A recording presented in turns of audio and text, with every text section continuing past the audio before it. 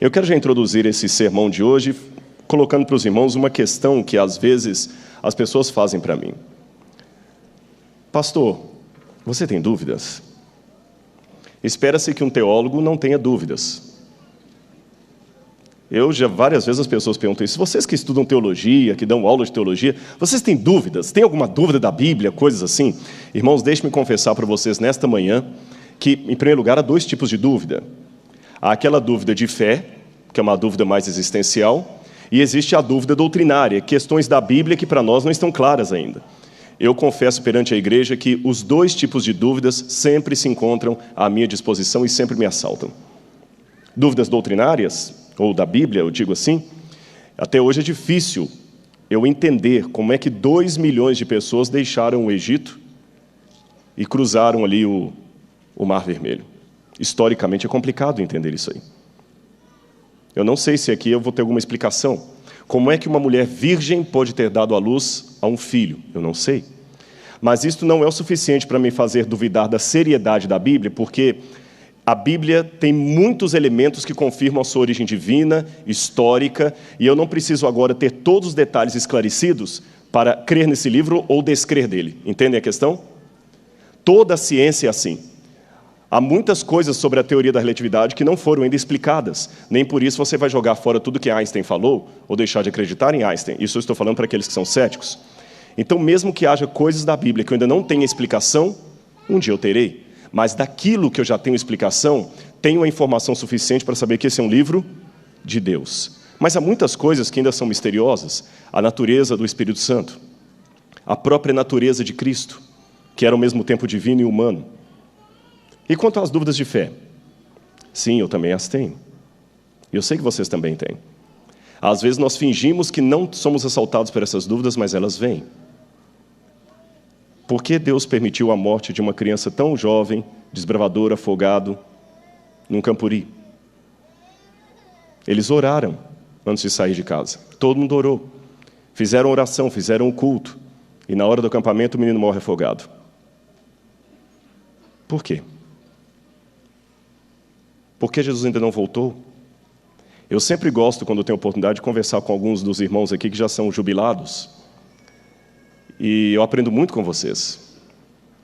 E alguns de vocês já confidenciaram para mim uma coisa que eu acho que não é pecado falar de público aqui. Seria algo mais ou menos assim. Eu não esperava chegar à idade que eu cheguei. Ah, Rodrigo, eu vou ser sincero. Quando eu tinha a sua idade, eu pensava assim, quando eu fizer 60 anos, Jesus já voltou. Está tão longe. Eu já passei dos 80 e ele não veio. Por quê? Hoje eu vejo você andando, alguns já falaram, eu vejo você andando tão rápido aqui no colégio, para lá, para cá, para lá, para cá. Nós, jubilados, já andamos mais devagar. Parece que não temos mais tanta pressa. Eu era assim como você. E eu não me iludo, irmãos. Eu não me iludo. Eu quero e anseio a volta de Jesus mais do que qualquer coisa em minha vida. Mas ouvindo esses irmãos experientes, tem um lado meu que pensa, será que eu também vou chegar a ficar velhinho? Não sei se aqui no NASP ou em outro lugar, e talvez ninguém nem ouviu falar do Evidências como hoje. Talvez a gente falar algumas coisas antigas e ninguém nem conhece mais. Para mim também 60 anos parece que estão tão longe. Um dos jubilados falou comigo assim, eu esperava ter o privilégio de ver Jesus em vida. Mas se ele não vem, eu vou. Eu sei, também me doeu quando ouvi isso. E quando nós somos mais jovens, a gente tem a ideia da imortalidade falsa, que a gente nunca vai chegar lá. Irmãos, quando eu estava fazendo teologia, eu pensava assim, puxa vida, no ano 2000, eu vou ter 30 anos de idade. Parecia um negócio assim, tão absurdamente distante. Nós já estamos em 2013. 2013. Crianças que eu vi apresentadas na igreja, apresentadas, igual essa bebezinha foi apresentada aqui hoje, hoje é professor aqui do UNASP, professor Thales. E ele não voltou. E quanto tempo mais vamos esperar, irmãos? Será que o meu cabelo também vai ficar branco?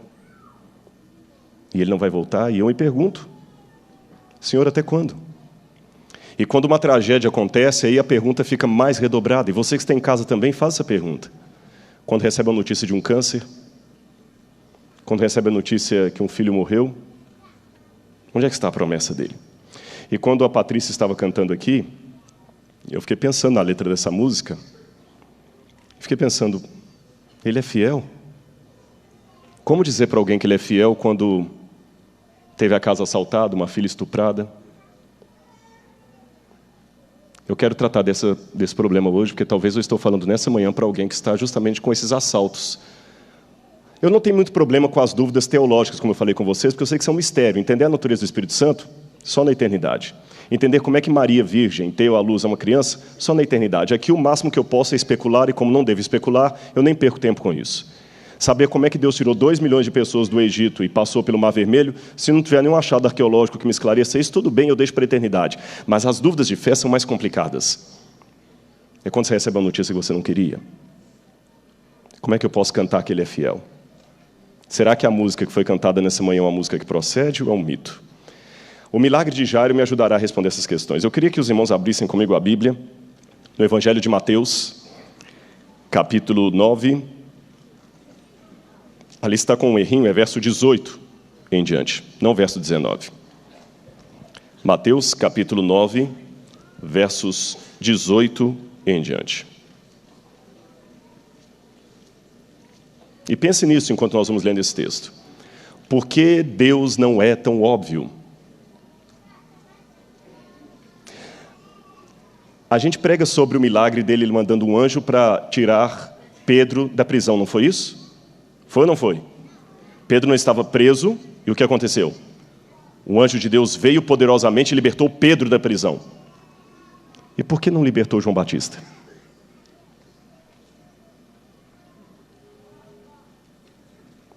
Por que Pedro foi liberto e João Batista não? O que é que faltou? Mais oração? E, por favor, embora eu respeite muito a tradição da igreja, não me tragam aquela frase, o verdadeiro cristão, pastor, não pergunta por quê, ele pergunta para quê. Não, irmãos, o verdadeiro humano pergunta por quê. Senão Jesus não era um verdadeiro cristão, porque na cruz ele perguntou, por que me desamparaste? Você tem o direito de perguntar. Por que, Senhor? Por que o Senhor não é tão óbvio? Por que o Senhor não é tão lógico como eu esperava?